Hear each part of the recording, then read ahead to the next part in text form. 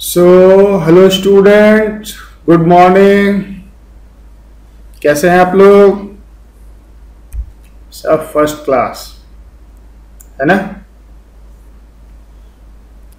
तो mole concept हम लोग कर रहे हैं और मोल कॉन्सेप्ट में अब तक 11 लेक्चर है ना, 11 एपिसोड धारावाहिक के हो चुके हैं और आप लोग को एंजॉय कर रहे हैं, ये मुझे लग रहा है, दिख रहा है, क्योंकि हर रोज आपके तरफ से different types of doubts, difficulty आ रहे हैं। ये अच्छी बात है, दैट्स गुड। आप डिफिकल्टी फेस कर रहे हैं, ये इंडिकेट कर रहा है कि आप वर्क कर रहे हैं, you are working really very hard. काम करेंगे तभी तो पता चलेगा कि इसमें क्या क्या प्रॉब्लम्स हैं, क्या क्या डिफिकल्टीज हैं। ठीक है ना? So that is a good symptom. Every day तरह तरह के क्वेश्चंस पूछ रहे हैं बच्चे। किसी को कम समझ में आ रहा है, किसी को ज़्यादा समझ में आ रहा है, किसी को इजी लग रहा है, किसी को डिफिकल्ट लग रहा है, किसी को वेरी डिफिकल्ट लग रहा है। तो एक ही बात कहेंगे आपसे, कई बार मैंने कहा है कि जो हम कर रहे हैं वो हमारी रिक्वायरमेंट है, वो हमारी ज़रूरत है, वही मंजिल है, वही लास्ट डेस्टिनेशन है, वही आखिरी पड़ाव है।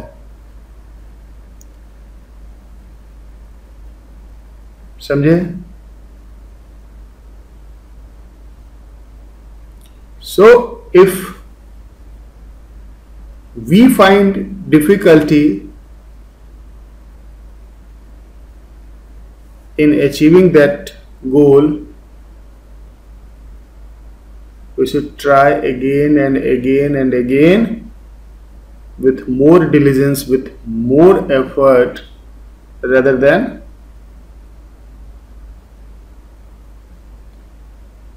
to be disheartened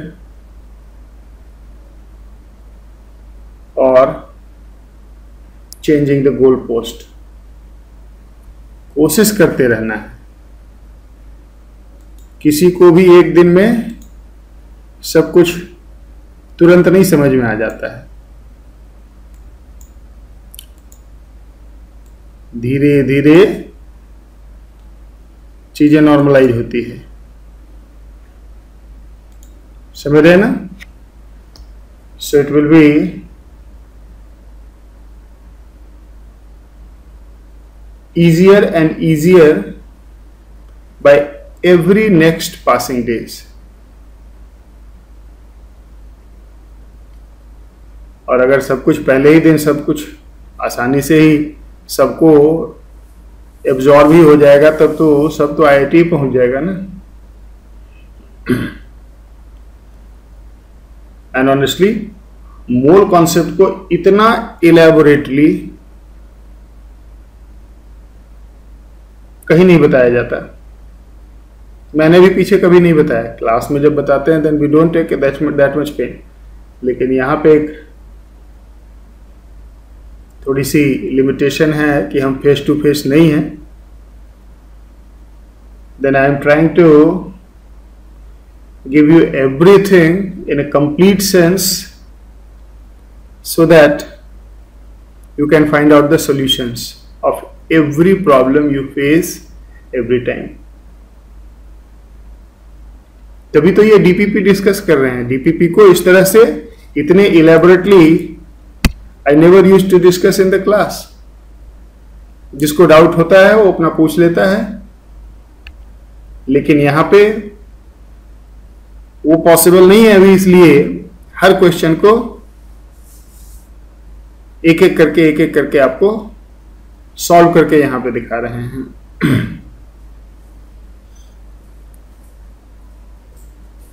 so have patience, have courage, लगे रहो। आपको मालूम है IIT JEE 2020 के मेंस का डेट अनाउंस हो गया, which are supposed to be held in अप्रैल, लेकिन अप्रैल में तो हुआ नहीं क्योंकि अप्रैल में एक न्यू एग्जाम नहीं आ गया, कोरोना। तो अप्रैल का IIT तो कोरोना ने दे दिया और वो फेल हो गया अपने यहाँ, तो इसलिए फिर से हम लोगों को मौका दिया जा रहा है। सो दैट इज शेड्यूल्ड इन जुलाई, और जुलाई में जब JEE मेंस का पेपर होगा, by that time will be over with at least 3 topics of chemistry: mole concept, atomic structure and periodic table। क्योंकि जुलाई में तभी काफी टाइम है, मई जून है ना, तो तब तक कम से कम 3 चैप्टर्स, कम से कम, हो सकता है एक आध और केमिकल बॉन्डिंग भी काफी हुआ रहे, कम से कम 3 चैप्टर्स हम कंप्लीटेड रहेंगे। और अपने आप को इस तरह से प्रिपेयर करना है कि जुलाई के मेंस में कम से कम इन 3 चैप्टर से आने वाले 3 क्वेश्चन को तो हम तुरंत आंसर कर दें। विल टेस्ट आवरसेल्फ, हम जुलाई में अपने आप को टेस्ट करेंगे, क्योंकि मोल कॉन्सेप्ट तो केमिस्ट्री में एक ही बार आता है ना, और अगर अभी हमने पढ़ लिया मोल कॉन्सेप्ट तो या तो समझ में आ गया होगा या नहीं आया होगा। समझ में आया होगा तो क्वेश्चन सॉल्व हो जाएगा, नहीं समझ में आया होगा तो क्वेश्चन नहीं होगा, नहीं होगा तो देन फिर हम भागेंगे कि क्या करना है, कैसे करना है ना। तो विद इन द टाइम हमें मालूम हो जाएगा कि सब कुछ ठीक हुआ या कुछ कमी रह गई। ये स्पिरिट होना चाहिए, then only we can succeed. तो टारगेट मैं दे रहा हूं कि जुलाई में कम से कम out of 25 questions of chemistry, कम से कम 4 क्वेश्चंस आराम से इजीली आप सॉल्व कर देंगे। और अगर नहीं सॉल्व होता है या तो आपने ठीक से पढ़ा नहीं या मैंने ठीक से पढ़ाया नहीं, और ये दोनों ही बात गलत है। इसलिए अपनी प्रिपरेशन, अपनी पढ़ाई टारगेट ओरिएंटेड होनी चाहिए। और अभी का टारगेट क्या है अपना कि जुलाई वाला मेंस का पेपर देखेंगे, और जिस दिन मेंस होगा, वैसे तब मेंस ऑनलाइन होता है तो कई दिन होते हैं, कई सीटिंग होते हैं, 8 सीटिंग होते हैं। हर सीटिंग, हर पेपर में कम से कम 4 क्वेश्चंस अपने से सॉल्व होना चाहिए, एंड होगा। और अगर हर पेपर के 4 क्वेश्चंस अपन लोग सॉल्व कर देंगे, then you can imagine where your confidence will be at the top of the world. You will start getting feel सही चल रहा है, सब कुछ हो जाएगा, ठीक है ना। तो अगले धारावाहिक की तरफ चले, नेक्स्ट एपिसोड की तरफ चले। धारावाहिक ही चल रहा है अभी तो, ये सीरियल की तरह है ना, और रिपीट जैसे आता है ना सीरियल, उसी तरह से आप लोग भी रिपीट करते होंगे यूट्यूब पे। तो आज एक और डीपीपी हम लोग डिस्कस करेंगे, डीपीपी 2.2, क्योंकि डीपीपी के काफी क्वेश्चंस बच्चे पूछ रहे हैं व्हाट्सएप के थ्रू, इसीलिए इसको मैं सॉल्व कर दे रहा हूं। आज डीपीपी 2.2 सॉल्व करेंगे,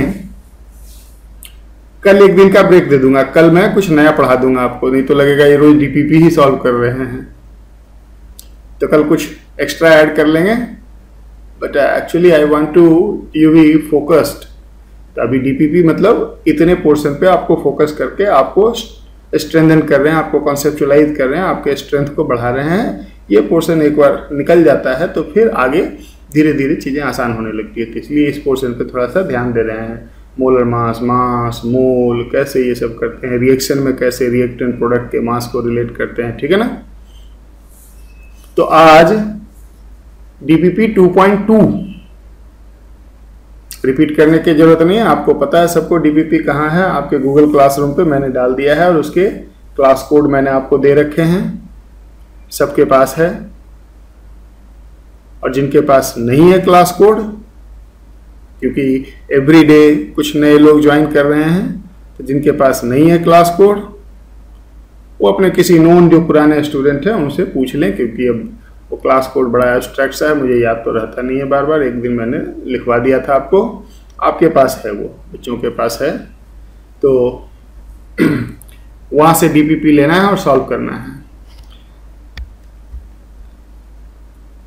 to make it further better what I am going to do, आज मैं आपको उसी गूगल क्लासरूम पे आपके मूल कॉन्सेप्ट वाले सेक्शन में एक असाइनमेंट अपलोड करने जा रहा हूं। That will be of around 30 page, जिसमें अराउंड 50, इवन 50 से ज्यादा ही है, 50 से ज्यादा, मोर देन 50 सॉल्व्ड एग्जाम्पल हैं। मतलब उसमें जितनी थ्योरी मैंने आपको पढ़ाई है सब थ्योरी पॉइंट वाइज लिखे हुए हैं, हर सेक्शन हर सेगमेंट के बाद उस पर इलिस्ट्रेशन है, फिर उसके बाद अंत में कुछ मिक्स टाइप के क्वेश्चन सॉल्व करके दिए गए हैं, and then at the end उसमें भी एक 40 क्वेश्चंस का एमसीक्यूज का सेक्शन है, और वो एमसीक्यूज भी कंप्लीटली सॉल्व है। तो उसका भी आप हेल्प ले सकते हैं। अगर कोई डिफिकल्टी आ रही है तो आप और प्रैक्टिस के लिए उससे क्वेश्चंस को ट्राई कर सकते हैं। तो एक असाइनमेंट आज मैं अपलोड कर दूंगा आपके उसी गूगल क्लासरूम पे, right. So let us start the serial of today. It is mole concept. I think it is lecture number 12, and that too on 7th of May.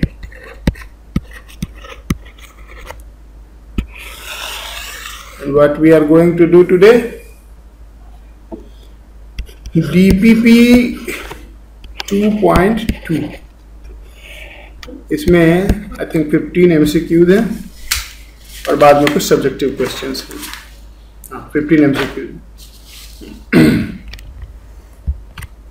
तो स्टार्ट करो question number 1 से। Question number 1 से start करो।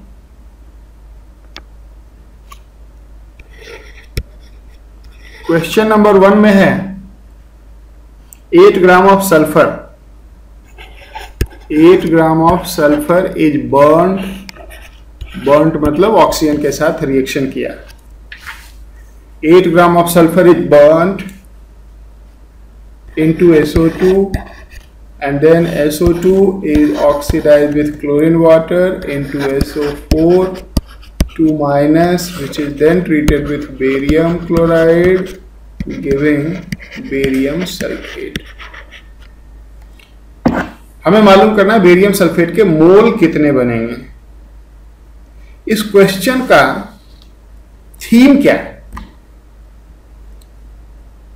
ये बताओ कि SO2 sulphur dioxide के एक मॉलिक्यूल में सल्फर के कितने एटम, 1 है ना। तो क्या हम कह सकते हैं कि 1 एटम ऑफ सल्फर से 1 मॉलिक्यूल बनेगा SO2 का। सल्फेट के अंदर, सल्फेट आयन के अंदर एक आयन में कितने एटम सल्फर के, 1 है या नहीं। तो 1 SO2 मॉलिक्यूल से 1 सल्फेट आयन बनेगा, सल्फर का एटम कंजर्व हो रहा है, यानी कि 1 SO2 से 1 सल्फेट बनेगा। अब बेरियम सल्फेट के अंदर कितने सल्फर के एटम, 1।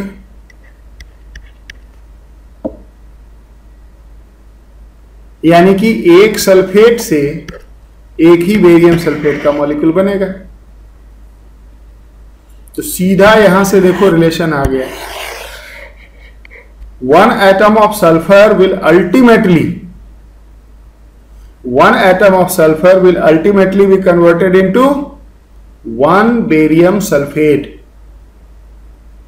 यानी कि सल्फर का मोल बेरियम सल्फेट के मोल के बराबर हो जाएगा। एक एटम से अगर 1 बनता है बेरियम सल्फेट तो 1 मोल ऑफ सल्फर से 1 मोल ऑफ बेरियम सल्फेट होगा ना।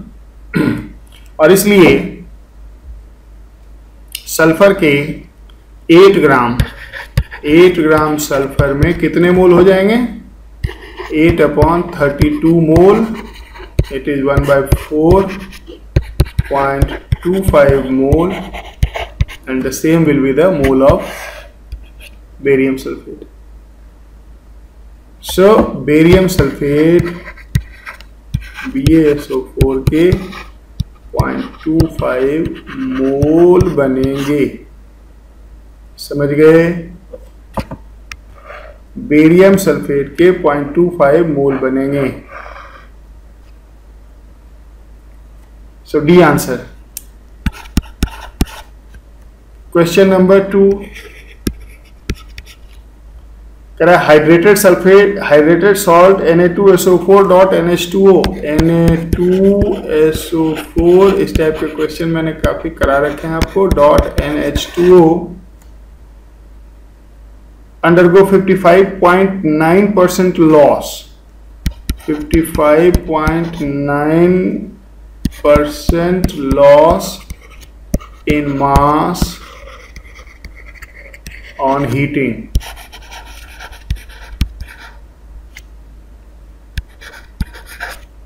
To become anhydrous. Anhydrous, hydrated का एंटोनिम्स होता है anhydrous. Anhydrous means without water. Does it mean 100 gram salt has 55.9 gram of water? इसका मतलब हुआ ना।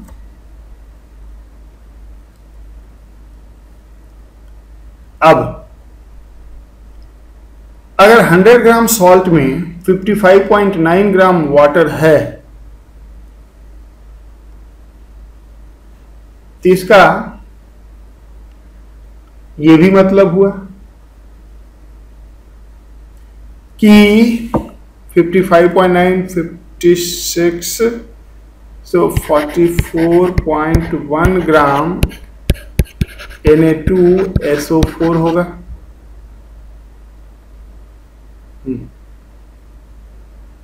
तभी तो 100 होगा ना। दो ही चीज है उसमें, सोडियम सल्फेट एंड वाटर। अब देखो इसको सॉल्व करने का सिंपल तरीका क्या है कि हम मालूम कर लें 1 मोल सोडियम सल्फेट के साथ कितना वाटर है। और 1 मोल सोडियम सल्फेट, यहां देखो 1 मोल सोडियम सल्फेट के साथ n मोल वाटर है। और n मोल वाटर का मास क्या होगा? 18 इंटू n ग्राम। तो 1 मोल सोडियम सल्फेट Na2SO4 का मास पहले बोलो क्या होगा? 23 इंटू 2 प्लस 32 प्लस 16 इंटू 4। इसको सॉल्व करो, ये 142 ग्राम आएगा।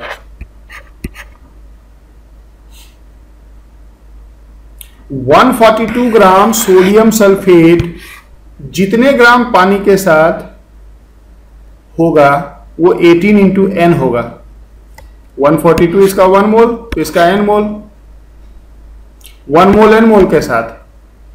तो 142 ग्राम सोडियम सल्फेट जितने ग्राम वाटर के साथ होगा वो 18 इंटू n वाटर का मास होगा कि नहीं? तो क्या करेंगे?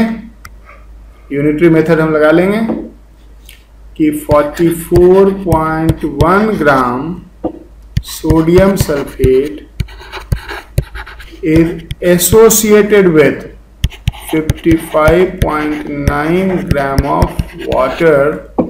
Therefore 142 gram sodium sulfate will be associated with 55.9 upon 44.1 into 142। इसको सॉल्व करें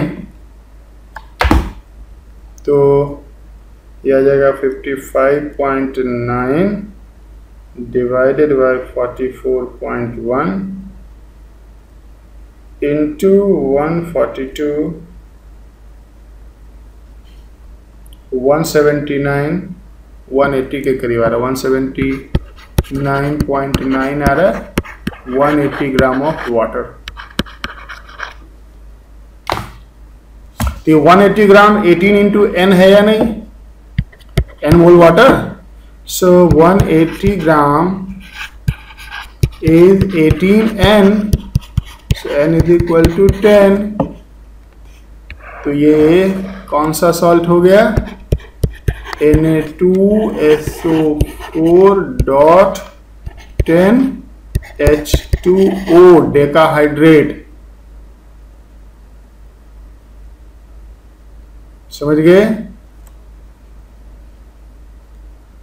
इसको ग्लोबर सॉल्ट बोलते हैं, ग्लोबर साइंटिस्ट के नाम से।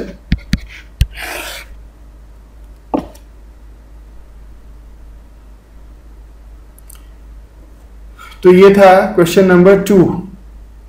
Question number 3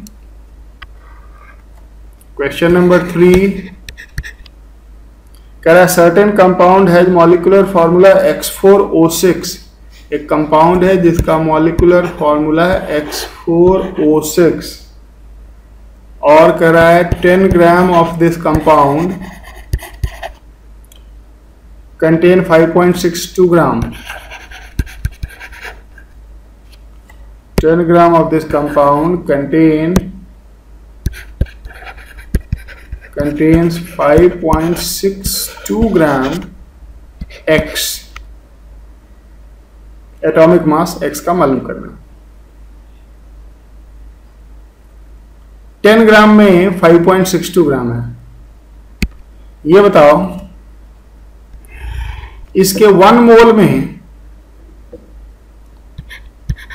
1 mole of this compound में 6 into 16 96 ग्राम ऑक्सीजन होगा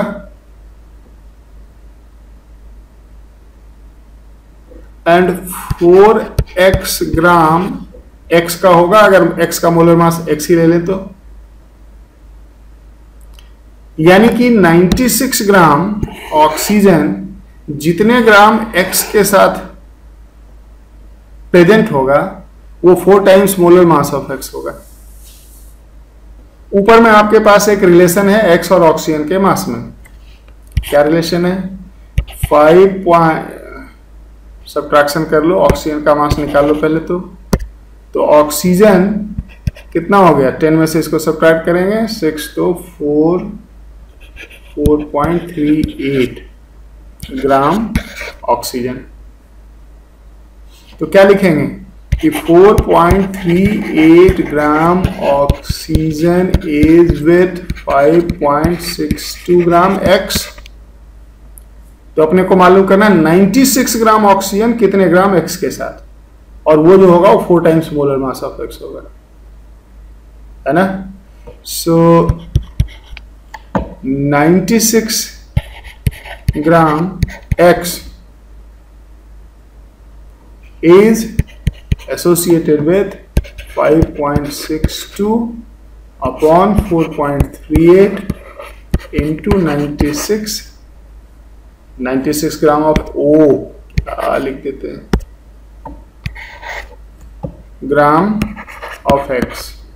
इसको अगर हम सॉल्व कर लें या डायरेक्ट ही मोलर मास सॉल्व करते हैं तो ये 4 times molar mass of X होगा ना। So therefore 4 into X, molar mass X का X ही ले लिया है, इज व्हाट 5.62 अपॉन 4.38 into 96। यहां से आ जाएगा ये 24। इसको सॉल्व कर लो तो X आ जाएगा 5.62 into 24 divided by 4.38. It is 30.79. 30.79 approximately 31. Approximately 31 आ रहा है। ये कोई और नहीं फास्फोरस एटम है। समझ गया? Number 4, question number 4। थोड़ा मैं स्लो भी आज करा रहा हूं क्योंकि एक दो ने मुझे कहा बहुत फास्ट बता देते हो तो पता ही नहीं चलता, तो थोड़ा मैं स्लो जा रहा हूं, कोशिश कर रहा हूं कि मैं स्लो बताऊं इसको। Number 4, the red pigment in blood contain, ये तो रिपीट हो रहा है क्वेश्चन, फिर सॉल्व कर देता हूं। Red pigment in blood contain 0.32% iron. Haemoglobin,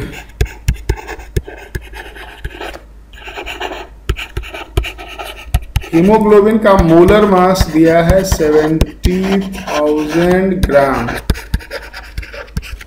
और इसमें 0.32% आयरन है।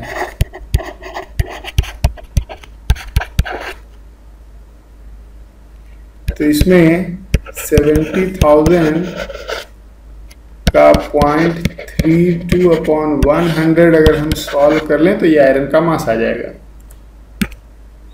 ये आयरन का मास आ जाएगा 32 into 7, 32 into 224, 224 gram of iron. 70,000 gram hemoglobin is 1 mole. 1 mole of hemoglobin contain 224 gram of iron. 1 mole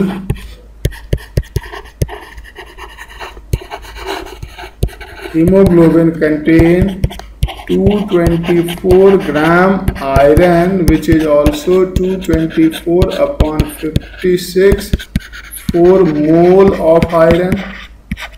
तो अगर 1 मोल हीमोग्लोबिन में 4 मोल आयरन है तो एक मॉलिक्यूल में 4 एटम हुआ कि नहीं। सो नंबर ऑफ आयरन पर मॉलिक्यूल ऑफ हीमोग्लोबिन 4 हो जाएगा। एक मोल में अगर 4 मोल है आयरन के तो एक मॉलिक्यूल में 4 एटम हो जाएंगे, है ना। नंबर 5, क्वेश्चन नंबर 5 पे चलो। Number 5, weight of 1 atom of element is this. 1 atom किसी एलिमेंट का वेट है 10 इंटू 10 का power -23 gram. Number of gram atom of element in 60 kg। 60 kg में कितने मोल को ही ग्राम एटम कहते हैं, मैंने पीछे ही आपको बताया होगा। 1 mole is also called 1 gram atom. 60 kg में कितने मोल। 60 kg में हम मॉलिक्यूल, नंबर ऑफ मॉलिक्यूल निकाल सकते हैं, एटम निकाल सकते हैं, क्योंकि एक एटम का मास पता है। इतने ग्राम में 1 एटम, तो वो 60 kg में कितने एटम निकाल सकते हैं।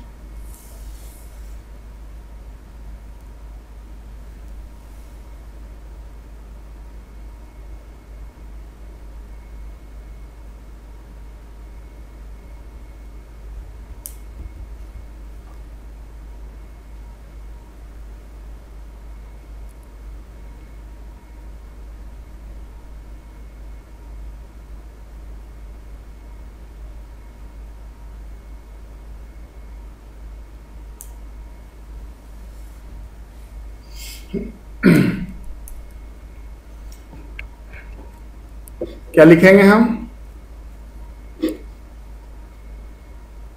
10 इंटू 10 का power -23 gram is mass of 1 atom. So 60,000 gram 60 kg है में 1/10 इंटू 10 का पावर -23 इंटू 60,000 एटम्स। यहां से इसको कर लो 10 का पावर -22, ये 0 ले लो, -22 हो जाएगा, ये हो जाएगा -22, ऊपर जाके +22 और ऊपर 4 0 और है तो 22 और 4 26, ये हो जाएगा 6 × 10⁻26 एटम्स। तो बताना क्या है, number of gram atoms, number of mole बताना है। तो इतने एटम में सिंपल एवोगाड्रो नंबर्स डिवाइड कर दो ना, ये 6 × 10⁻20, जस्ट वेट ए मोमेंट, ये 26 आया था ना, नीचे 22 पर जाके प्लस हो जाएगा और 4 0 पहले से ही है तो 26 हो जाएगा। तो 6 × 10⁻26 डिवाइडेड बाय एवोगाड्रो नंबर 6 × 10⁻23, 6 से 6 गया 23, ये 1000 के करीब आ रहा है, 1000। देखो आंसर बी 990 दिया ना। Question number 6, which of the following samples contain the largest number of atoms? Largest number of atom 6, हमारे पास है 1 gram nickel, 1 gram calcium, 1 gram N2 and 1 gram boron. Largest number of atom, number of moles निकाल लेते हैं तो ये आ जाएगा 1 निकेल का 58 होता है,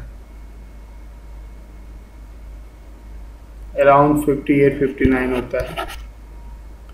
कैल्शियम 1/40 होता है कैल्शियम का molar mass. Number of atom पूछा है तो ये हो जाएगा 1/28 × 2 मोल एटम्स, नाइट्रोजन का एटम 1/28 करोगे तो नाइट्रोजन N2 का मोल आएगा ना, तो नंबर ऑफ एटम 2 गुना हो जाएगा और ये हो जाएगा 1/11, ये 2 से हो गया 14। देखो सबके न्यूमरेटर में 1 है तो जिसका डिनोमिनेटर स्मॉलेस्ट होगा उसकी वैल्यू मैग्नीट्यूड सबसे ज्यादा होगी और इसलिए answer boron. A compound was found to contain 5.37 gram. A compound was found to contain 5.37 gram, 5.37% nitrogen. Minimum molecular weight क्या होगा, नंबर 7।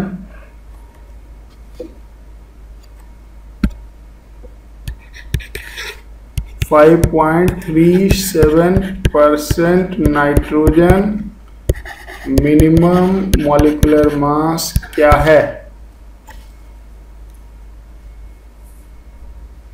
मिनिमम मोलर मास कब आता है, जब 1 एटम पर मॉलिक्यूल लेते हैं। तो अगर हम 1 एटम पर मॉलिक्यूल लेते हैं तो क्या होगा, 1 मोल कंपाउंड में 1 मोल नाइट्रोजन होगा या 14 ग्राम नाइट्रोजन होगा और वो 5.37% है। तो 1 मोल का मास अगर हम m ले लेते हैं, सॉरी 1 मोल कंपाउंड है ना, 1 मोल कंपाउंड का मास अगर मोलर मास m ले लेते हैं तो इसका 5.37% इज 14 होगा कि नहीं, होगा ना। सो मोलर मास का 5.37/100 इज 14। मिनिमम मोलर मास, तो मिनिमम मोलर मास कब आएगा, जब उसमें मिनिमम नंबर ऑफ एटम्स लेंगे। मिनिमम नंबर ऑफ एटम क्या हो सकता है एक मॉलिक्यूल में, 1। तो एक मॉलिक्यूल में 1 एटम, 1 मोल में कितने होंगे, 1 mole of nitrogen. 1 mole nitrogen का मास 14 ग्राम है ना। तो यहां से मोलर मास आ जाएगा और जब इसको हम सॉल्व करेंगे तो ये 1400/5.37, 1400 डिवाइडेड बाय 5.37 It is 260.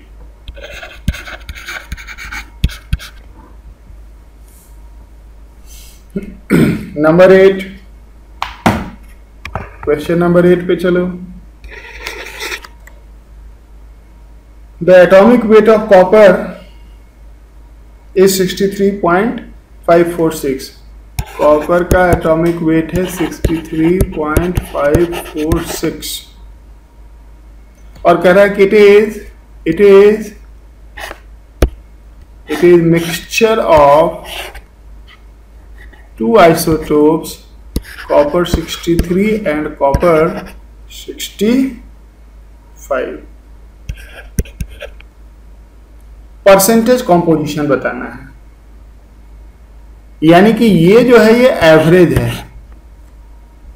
ये मिक्सचर हो गया ना दो एलिमेंट का, दो अलग अलग इसको आइडेंटिटी देखो ना. कॉपर 63 एक हो गया, कॉपर 65 दूसरा हो गया, और इन दोनों के मिक्सचर का एवरेज मोलर मास दे रखा है. एवरेज होता है ये. तो अगर हम 100 के बेसिस पे ले लें, मिक्सचर का टोटल 100 मोल ले लें, और इसके अगर हम x मोल ले लें तो इसका 100 माइनस x मोल हो जाएगा. 100 लेने का बेनिफिट क्या है, x जो सॉल्व करोगे वो 100 में आएगा, वो परसेंटेज ही हो जाएगा कॉपर 63 का. किसका पूछा है? हाँ ठीक है.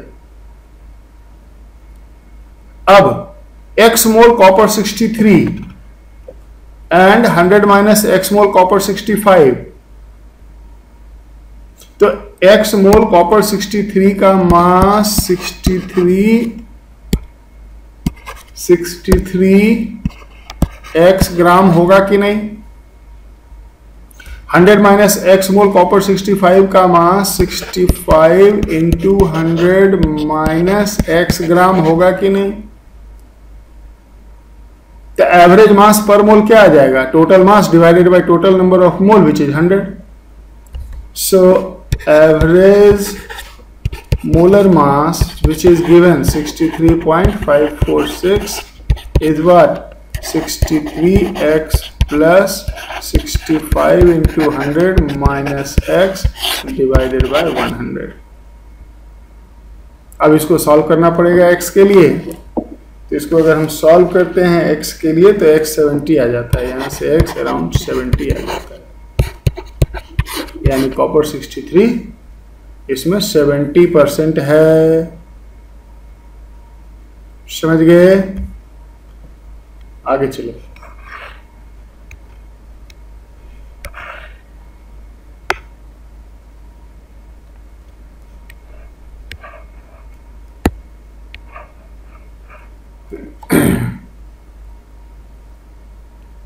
ये हो गया question number 8. Question number 9. Question number 9 देखो. क्वेश्चन नंबर 9 में क्या है, कह रहा है 1000 gram sample of NaOH. 1000 gram sample of NaOH has 3 mole of oxygen. Mass percentage NaOH का क्या है? ये बताओ कि NaOH के एक मॉलिक्यूल में एक एटम ऑक्सीजन के है ना. NaOH में एक मॉलिक्यूल में ऑक्सीजन के एक ही एटम हैं. अगर NaOH के एक मॉलिक्यूल में एक एटम है, 1 एटम है ऑक्सीजन का, तो 3 mole of oxygen 3 mole of NaOH में होगा कि नहीं. 3 मोल ऑक्सीजन इन 3 मोल NaOH होगा कि नहीं. 3 मोल NaOH का मास 3 इंटू 40. NaOH का मोलर मास 40 होता है. ये 23 सोडियम का, 16 ऑक्सीजन का, 1 हाइड्रोजन का, 40. ये 120 ग्राम हुआ. और ये 120 ग्राम NaOH कितने ग्राम सैंपल में है? 1000 ग्राम में.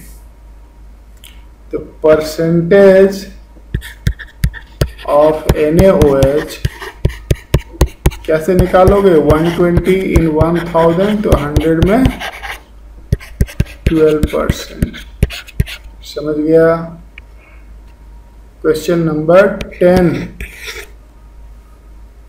Question number 10, how many grams of urea on heating gives 10 का power 22 molecules of biuret.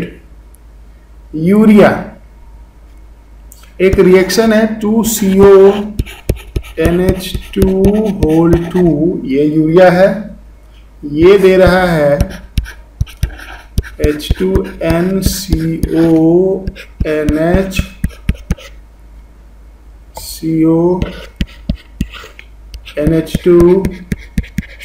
Plus NH3, यही है ना?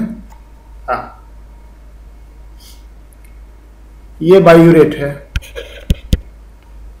दिस इज कॉल्ड बायूरेट, और ये यूरिया। 10 का पावर 22 मॉलिक्यूल्स, इसके 10 का पावर 22 मॉलिक्यूल्स बनाने हैं, तो इसमें मोल निकाल सकते हैं। इसमें नंबर ऑफ मोल्स 10 का पावर 22 अपॉन 6 इंटू 10 का पावर 23 मोल हो जाएंगे 22 से, यानी 1/60 मोल हो जाएंगे। Now you see 2 mole of urea gives 1 mole of biuret. 2 mole of urea gives 1 mole of biuret.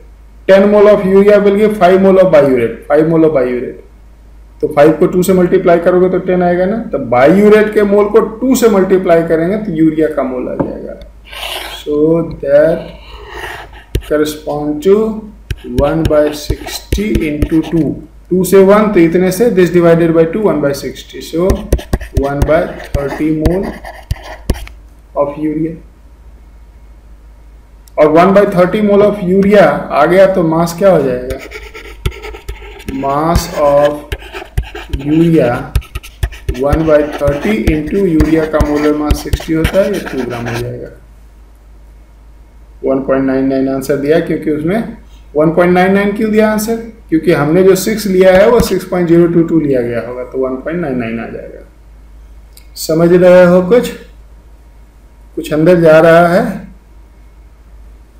जाएगा, धीरे धीरे जाएगा, है ना?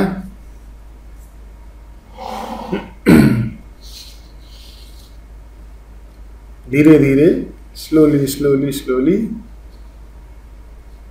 सुना है ना, माली सींचे 100 घड़ा, ऋतु आए फल होय।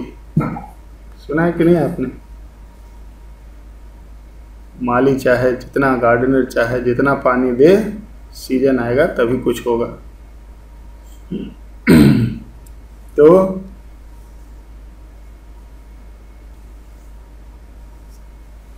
रेपिटेडली करने की जरूरत होती है, समझे?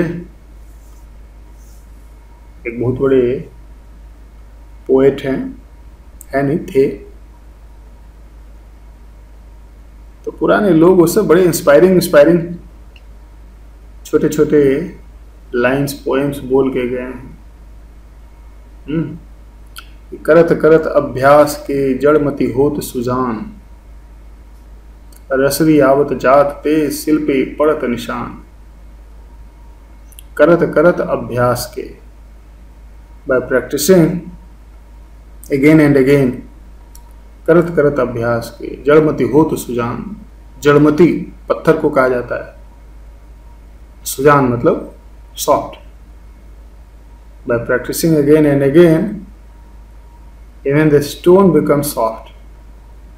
और रसरी आवत जात ते, रसरी मतलब रोप, सॉफ्ट रोप उस पे आते जाते अपनी मार्किंग डाल देता है।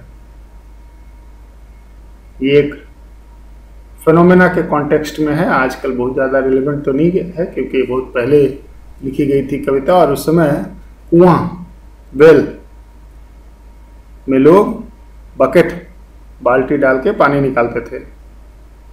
तो बकेट में मोटा रस्सी, रोप डाल के ऐसे ऐसे करके रस्सी से पानी निकालते थे। और जो बेल होता था, कुआं जो होता था, उसके चारों तरफ पत्थर से गोल सा बनाया होता था ताकि मिट्टी ना अंदर जाए, और उस पत्थर पे रोप के मार्किंग आ जाते थे, गड्ढे पड़ जाते थे। रोप कितना सिंपल होता, यही पे लिखा है कि करत करत अभ्यास के, प्रैक्टिसिंग अगेन एंड अगेन, जड़मति होत सुजान, रसरी आवत जात पे सिर पे पड़त निशान। चलो आगे बढ़ते हैं। आप भी कर रहे हो कि क्या सर आप भी मोहनजोदाड़ो के टाइम की बात सुना रहे हो, कुछ हमारे टाइम की बात सुनाओ क्लास में। तो आगे बढ़ते हैं। ये हो गया number 11, question number 11।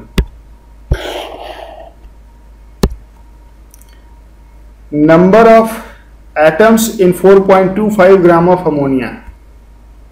4.25 gram of ammonia में नंबर ऑफ एटम्स। अच्छा, नंबर ऑफ मॉलिक्यूल्स अगर निकाल लें, इसके 1 मॉलिक्यूल में 4 एटम है, एक नाइट्रोजन के 3 हाइड्रोजन के। तो अगर नंबर ऑफ मॉलिक्यूल निकाल लें इंटू 4 कर देंगे तो नंबर ऑफ एटम आ जाएंगे। तो इसमें 4.25 अपॉन 17 इसका मोलर मास मोल हो जाएंगे, और इसलिए इसमें 4.25 अपॉन 17 इंटू 6.022 इंटू 10 का पावर 23 मॉलिक्यूल्स हो जाएंगे। और इसका 4 टाइम्स नंबर ऑफ एटम हो जाएगा। तो 4.25 इंटू 6.022 इंटू 10 का पावर 23 अपॉन 17 इंटू 4 एटम्स, क्योंकि एक मॉलिक्यूल में 4 एटम है। ये 4 इंटू 4.25 17 ही है ना, अराउंड। तो यहां से ये क्या आ जाएगा, नंबर ऑफ एटम्स 1 मोल ही आ गया ना। ये अराउंड क्या एग्जैक्टली 17 है। सो नंबर ऑफ एटम्स कितना हो गया, 6.022 इंटू 10 का power 23। The number 12, the weight of a molecule of compound है। कंपाउंड दिया है, उसके एक मॉलिक्यूल का weight, that is very simple. 12 C61H122 C60H122। ये होता है, इसका मोलर मास क्या होगा, 60 इंटू 12 प्लस 122, 60 इंटू 12 720 प्लस 122 7 8 42 842 ग्राम। इतने ग्राम एवोगाड्रो नंबर ऑफ मॉलिक्यूल का मास। तो एक मॉलिक्यूल का 6.022 इंटू 10 का पावर 23 मॉलिक्यूल्स का मास है 842 ग्राम। तो 1 मॉलिक्यूल का मास क्या हो जाएगा, 1 मॉलिक्यूल का मास हो जाएगा 842 डिवाइडेड बाय 6.022 इंटू 10 का पावर 23। इस पे देखते हैं कितना बन रहा है, 842 अपॉन 6.022 का पावर 23 1.39 1.4 इंटू 10 का पावर 1.4 इंटू 10 का पावर -21 ग्राम। ये हो जाएगा 12। नंबर 13,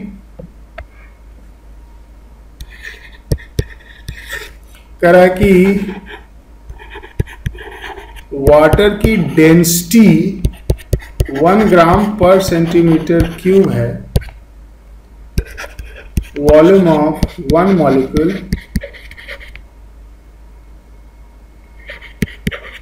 क्या होगा,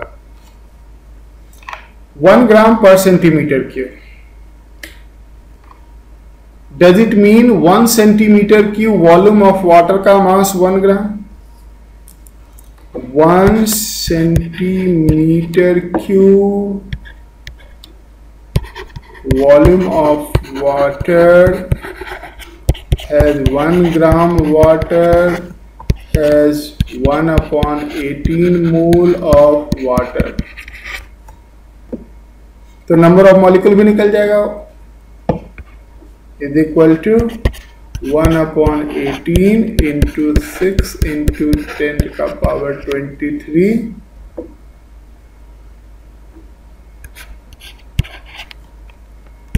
So 10 का पावर 23/3 मॉलिक्यूल. इतने मॉलिक्यूल का वॉल्यूम है 1 सेंटीमीटर क्यूब. एक मॉलिक्यूल का वॉल्यूम क्या हो जाएगा? So volume of 1 molecule is equal to inverse of this. इतने मॉलिक्यूल 1 सेंटीमीटर क्यूब, तो 1 मॉलिक्यूल 1/this, ये हो जाएगा 3 इंटू 10 का power -23 centimetre cube. Just inverse है इसका.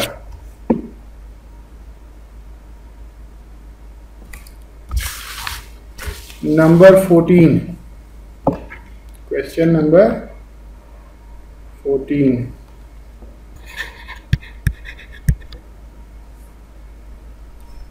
$400 milligram of iron, 400 milligram of iron capsule.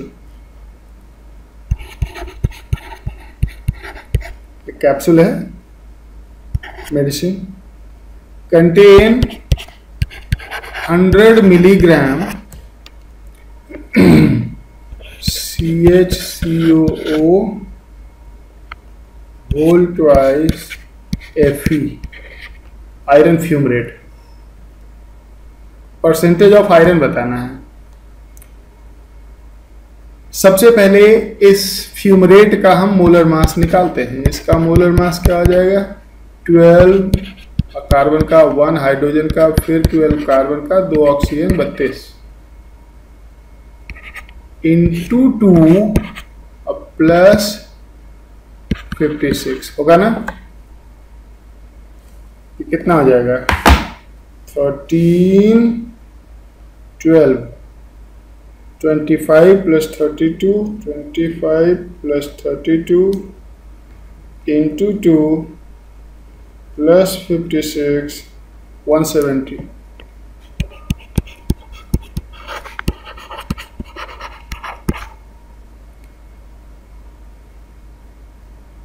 तो 170 ग्राम में 1 मोल आयरन है. क्या कहेंगे? 170 ग्राम ऑफ फेरस फ्यूमरेट, उस कंपाउंड का नाम है ferrous fumarate, has 56 gram of iron. तो 100 milligram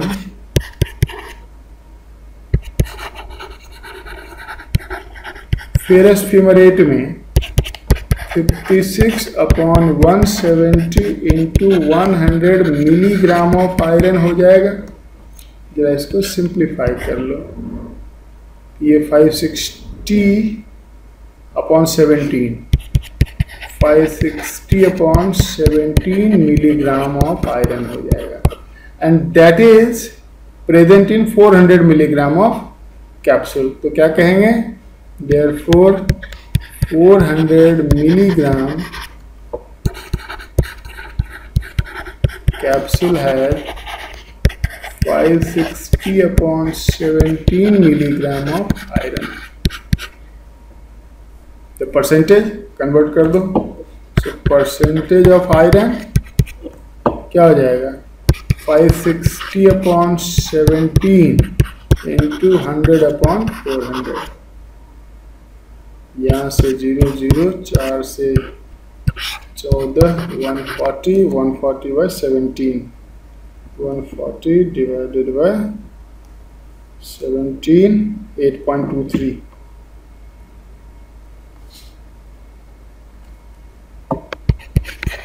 0.23%। Number 15, question number 15,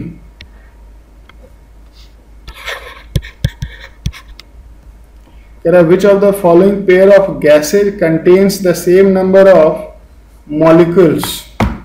same number of molecules, ये तो सिंपल है, यही आंसर है। 16 ग्राम ऑक्सीजन में कितने मॉलिक्यूल हो जाएंगे? 16/32 into Avogadro number of molecules, तो ये 1/2 इंटू एवोगाड्रो नंबर हो गया। और 14 ग्राम N2 में 14/28 इंटू एवोगाड्रो नंबर, तो 1/2 इंटू एवोगाड्रो नंबर, ये दोनों आइडेंटिकल है। तो इस तरह से हमने सारे MCQ जिसके कर लिए। अब इसके सब्जेक्टिव क्वेश्चन को देखते हैं।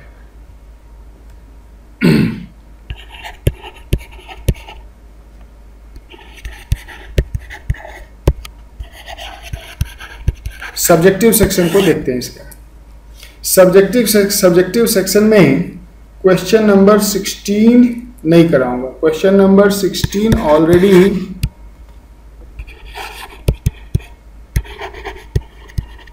डिस्कस्ड इन क्लास, पीछे मैंने क्लास में डिस्कस कर रखा है, प्लांट वायरस, यूनिफॉर्म सिलिंड्रिकल। तो आप ट्राई करना, नहीं होगा तो फिर मुझे बताना। Number 17, what would be the relative atomic weight of oxygen? That is very simple. 17,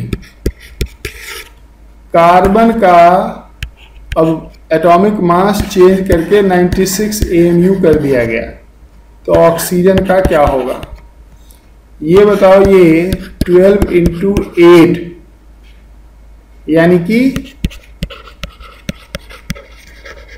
increased 8 times, है ना। कार्बन का 12 AMU होता है ना, 96 कर दिया 8 टाइम्स, तो उसी रिलेशन में, उसी प्रोपोर्शन में सभी के बढ़ जाएंगे। ये बताओ, ये 16 इंटू 8 128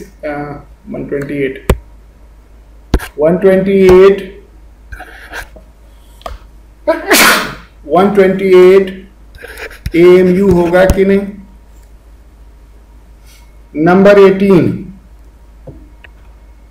क्वेश्चन नंबर 18,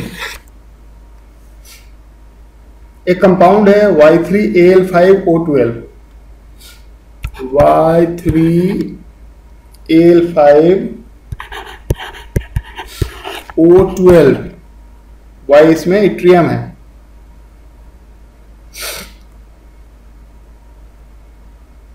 ठीक, calculate wait percentage composition of this compound. अब इसमें इट्रियम, एल्यूमिनियम और ऑक्सीजन का परसेंटेज बताना है। इसका मोलर मास निकाल लें। इसका मोलर मास इट्रियम का 3 टाइम्स, सब मोलर मास दिया हुआ है, 89 इट्रियम होता है, इंटू 3 क्वेश्चन में दे रखा है मैंने, plus aluminium 27 into 5 plus oxygen 16 into 12। जब इसे हम सॉल्व करेंगे तो 89 इंटू 3 प्लस 27 इंटू 5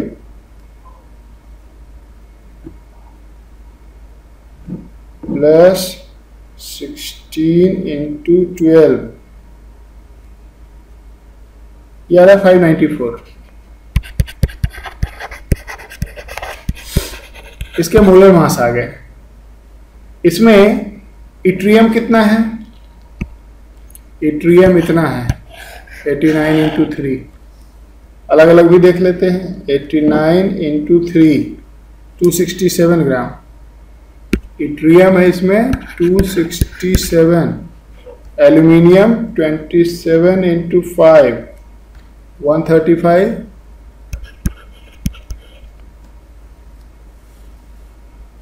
और ऑक्सीजन 192 ना, 16 इंटू 12 192, 2 5 7 7 14, ठीक है। तो परसेंटेज कॉम्पोजिशन वेरी सिंपल, बताओ percentage of yttrium is equal to mass of yttrium 267 upon total mass 594 into 100 कितना परसेंट हुआ 267 divided by 594 into 100 44.94% percentage of aluminium कितना हो जाएगा 135 डिवाइडेड बाय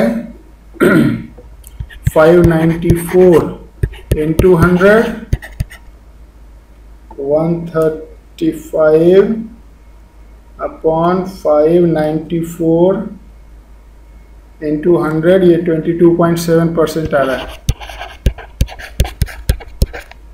अब 2 आ गया तो ऑक्सीजन को 100 में सब्ट्रैक्ट कर देंगे, 3 ही एलिमेंट है ना, तो ये 44.9794 प्लस 22.7 और इसको 100 में सब्ट्रैक्ट कर लेते हैं 32.36, तो दिस इंप्लाइज ऑक्सीजन 32.36% हो जाएगा। इसको ऐड करके 100 में सब्ट्रैक्ट कर दिया। इसमें फिर पूछा है what is the weight of yttrium present in 200 carat. इसमें एक और पार्ट पूछा है, दिया है 1 कैरेट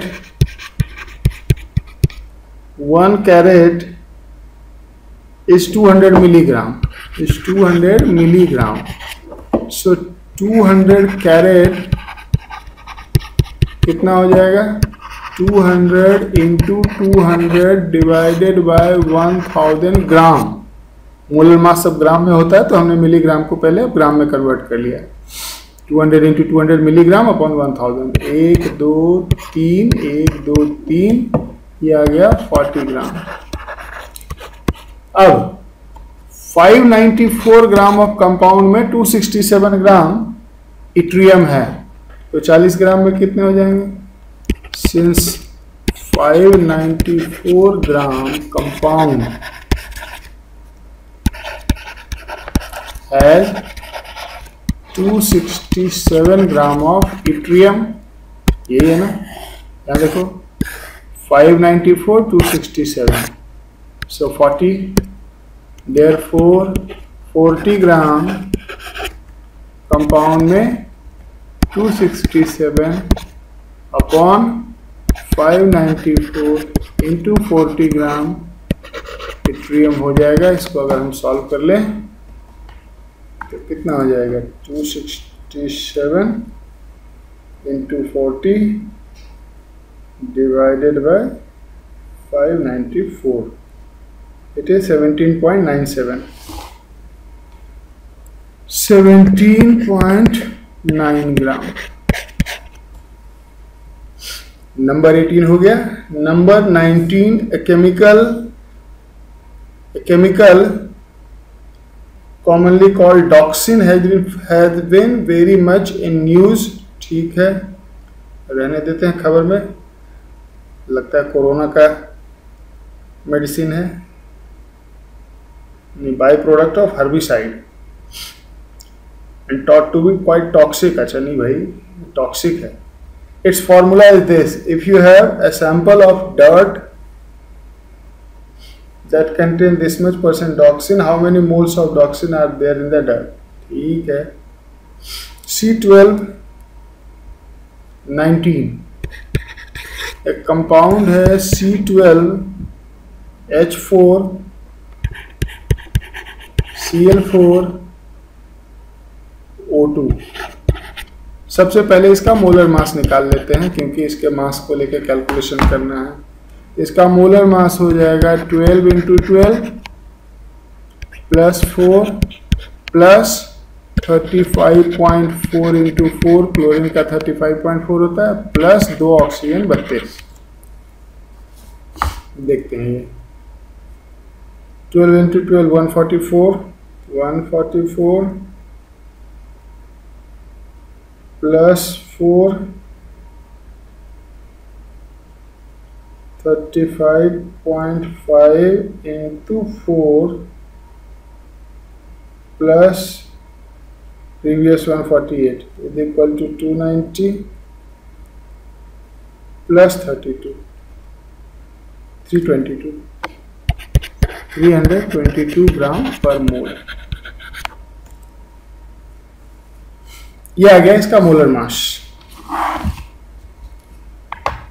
अब क्वेश्चन है 28.3 ग्राम है कोई सैंपल का, how many moles? 28.3 gram dirt में डॉक्सिन कितना होगा?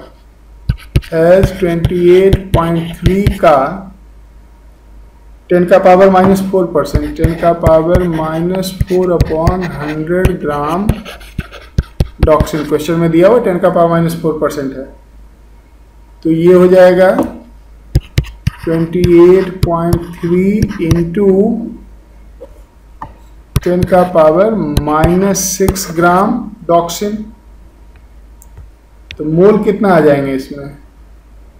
इज इक्वल टू 28.3 इंटू 10 का पावर -6 अपॉन मोलर मास 322। यही सॉल्व किया था ना अभी, 322।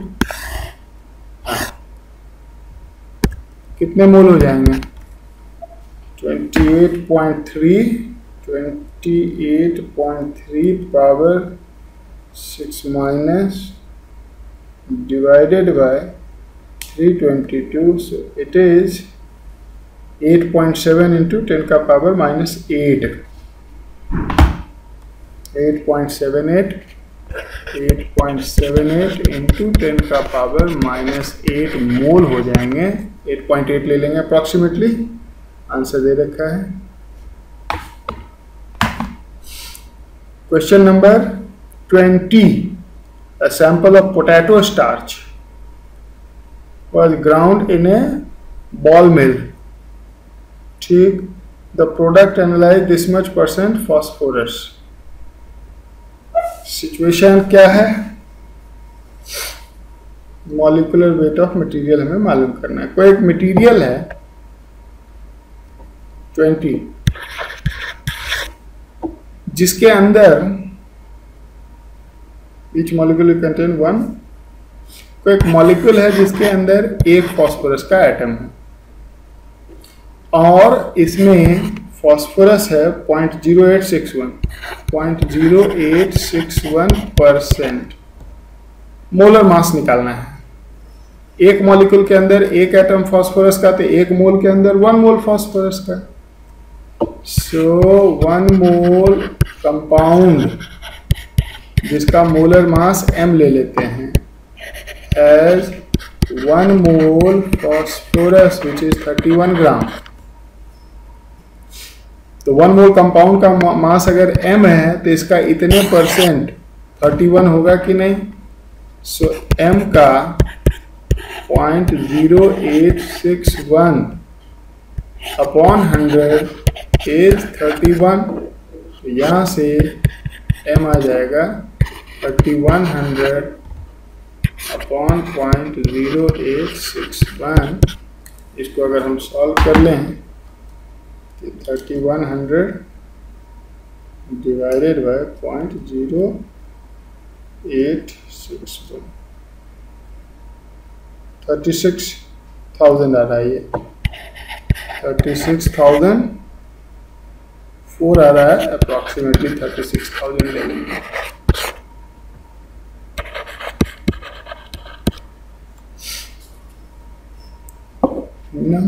नंबर 20 20 हो गए। Number 21, question number 21, the dot eight the end of this sentence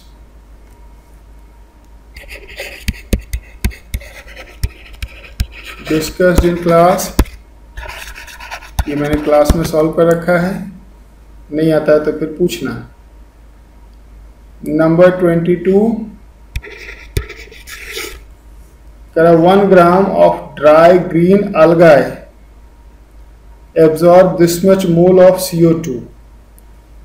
1 ग्राम कोई algae है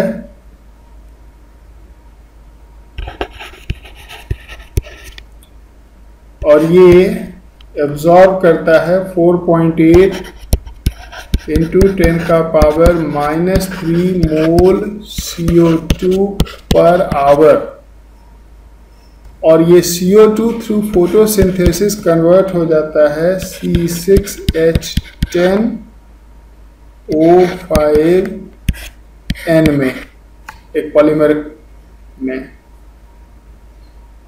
पूछ रहा है कि how long will it take for algae to double its own weight. इसको 1 ग्राम से 2 ग्राम होना है, तो इसमें जो एडिशनल मास आया वो किसका आया, इसी का आया ना, यानी कि mass of C6H10O5N required is 1 ग्राम। 1 ग्राम से 2 ग्राम होना है तो 1 ग्राम मास ऐड होना है, तो 1 ग्राम मास इसी स्टार्च का ऐड हो जाएगा। इसमें इसका मोल निकाल सकते हैं, तो इसमें मोल्स ऑफ C6H10O5 कितना हो जाएगा, ये हो जाएगा 1 अपॉन मोलर मास से डिवाइड कर दो, 12 इंटू 6 72 प्लस 10 82 प्लस 80 162। 162 मोल इस कंपाउंड का चाहिए होगा मास डबल करने के लिए। अब ये बताओ कि C6H10O5 कहां से बन रहा है, कार्बन डाइऑक्साइड से। नंबर ऑफ कार्बन एटम को अगर कंजर्व करो तो इधर 6 कार्बन चाहिए, यानी कि इसका अगर 1 मोल है तो इसके 6 मोल रिक्वायर्ड होंगे। इसलिए अगर इसका 1/162 मोल रिक्वायर्ड है तो इसका 1/162 इंटू 6 मोल रिक्वायर्ड होगा, सो 6/162 मोल CO2। अब CO2 के बारे में एक इंफॉर्मेशन है कि पर आवर कितना आ रहा है, 4.8 इंटू 10 का पावर -3, 4.8 इंटू 10 का power -3 mole CO2 in 1 our. तो इतने मोल CO2 कितने टाइम में, देयरफॉर 6/162 मोल CO2 इन 1/4.8 इंटू 10 का पावर -3 इंटू 6/162। इसको सिंप्लीफाई करेंगे तो ये आ जाएगा 4.8 power 3 minus into 162 and 6 divided by this whole, 7.7 hour. यानी कि इतने टाइम में इतना CO2 एब्जॉर्ब हो जाएगा कि उससे बने वाले स्टार्च का मास 1 ग्राम हो जाएगा और वो मास को डबल कर देगा।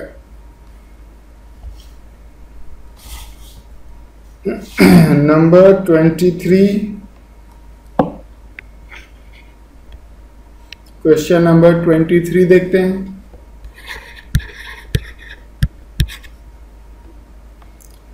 करा 0.005 centimetre thick coating of copper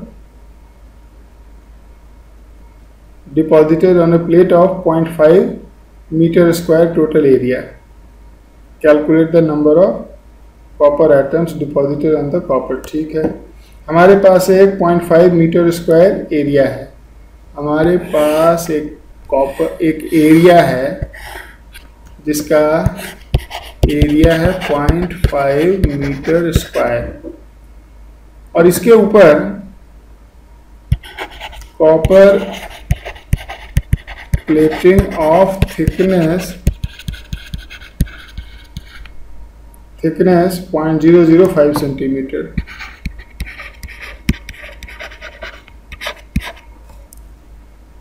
imagine करो एक प्लेन सरफेस, उस पर एक थिकनेस का कॉपर लेयर लगाना है, तो कॉपर का वॉल्यूम क्या हो जाएगा, एरिया इंटू थिकनेस हो जाएगा। So volume of copper required to be deposited is equal to 0.5 into 10 का power 4 centimetre square into 0.005 centimetre. देखो सेम यूनिट में होना चाहिए और आपको मालूम है कि 1 मीटर स्क्वायर में 10 का पावर 4 सेंटीमीटर स्क्वायर होता है। 1 मीटर में 10 का पावर 2 सेंटीमीटर, तो स्क्वायर करेंगे तो 10 का पावर 4 सेंटीमीटर स्क्वायर हो जाएगा। तो यहां से आ जाएगा कितना,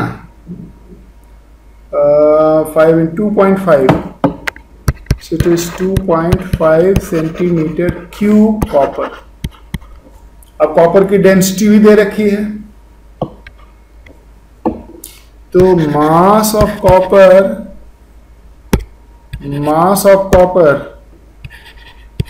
मास बाय वॉल्यूम होता है डेंसिटी, तो ये आ जाएगा volume into density is 2.5 centimetre cube into density 7.2 ग्राम पर सेंटीमीटर क्यूब। सॉल्व करते हैं, 2.5 इंटू 7.2, 2.5 इंटू 7.2 18 ग्राम कॉपर, यानी कि उस कोटिंग में जो कॉपर लगेगा वो 18 ग्राम। तो नंबर ऑफ एटम तो आ जाएगा ना, मोलर मास से डिवाइड करके इनटू एवोगाड्रो नंबर। सो एटम्स कितने हो जाएंगे, एटम्स हो जाएंगे 18/64 इंटू 6 इंटू 10 का पावर 23,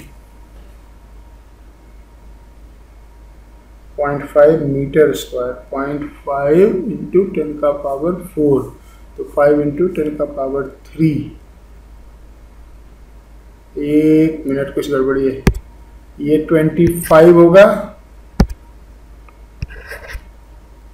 ना कि 2.5 होगा। ये अगर 25 होगा तो ये 80 नहीं 180 ग्राम हो जाएगा, तो यहाँ पे ये 180 हो जाएगा। Now it is fine. जब इसे हम सॉल्व करेंगे ये अराउंड 1.68 इंटू 10 का पावर 24 एटम्स हो जाएगा। समझ गया? अब आ जाओ लास्ट क्वेश्चन इसका, क्वेश्चन नंबर 24। क्वेश्चन नंबर 24 में क्या कर रहा है, a green pigment called hemovenadine can be isolated from the sea squirt, a marine chordate resembling tadpole. The hemovenadine molecule has a molecular weight of this Dalton. Dalton is AMU. 1 AMU is 1 Dalton, and this much percent vanadium by weight. How many vanadium atoms present in a? ठीक है, simple है। हमारे पास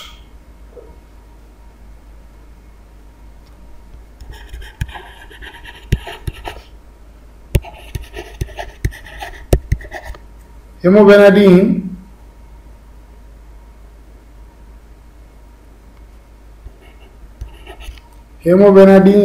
का molar mass दिया है 2.5 into 10 का power 5। इसका molar mass 2.5 into 10 का पावर 5 ग्राम पर मोल हो जाएगा।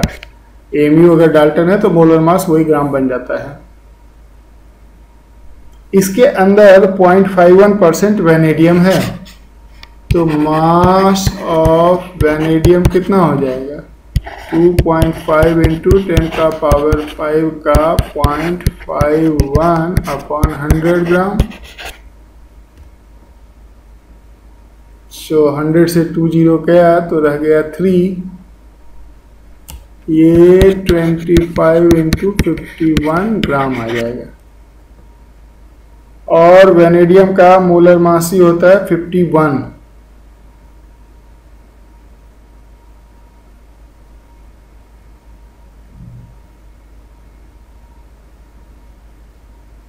तभी मेरे को 2.5 नहीं है, 2.4 है। तो यहाँ पे ये 2.4 होगा, तो ये हो जाएगा। और वैनेडियम का मोलर मास ही है 51, तो ये हो जाएगा 24 into 51 upon 51 mole. So 24 mole of vanadium. 1 मोल हीमोवेनाडीन में 24 मोल अगर वैनेडियम के हैं तो इसके 1 मॉलिक्यूल में 24 एटम होगा कि नहीं? देयरफॉर 1 मॉलिक्यूल ऑफ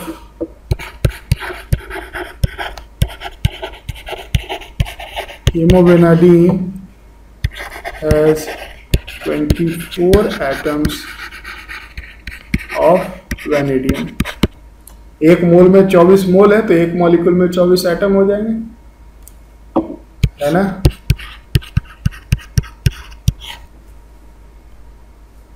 तो ये था आज का धारावाहिक, आज का सीरियल। वेरी बोरिंग, है ना? क्या करें, केमिस्ट्री वैसे होता बड़ा इंटरेस्टिंग है, होता बड़ा कलरफुल है। गए हो कभी केमिस्ट्री लेबोरेटरी? केमिस्ट्री इतना कलर तो है ही नहीं किसी सब्जेक्ट में, बस देखने वाली नजर होनी चाहिए। ठीक है, तो आज के लिए इतना। कल नेक्स्ट क्लास में थोड़ा सा कुछ टॉपिक में आगे का पढ़ाऊंगा। परसों फिर डीपीपी 2.3 करेंगे, फिर उसके बाद 2.4 ऐसे करेंगे। दो डीपीपी, बीच बीच में कुछ थोड़ा सा नई केमिस्ट्री डालते रहेंगे। ठीक है, ओके।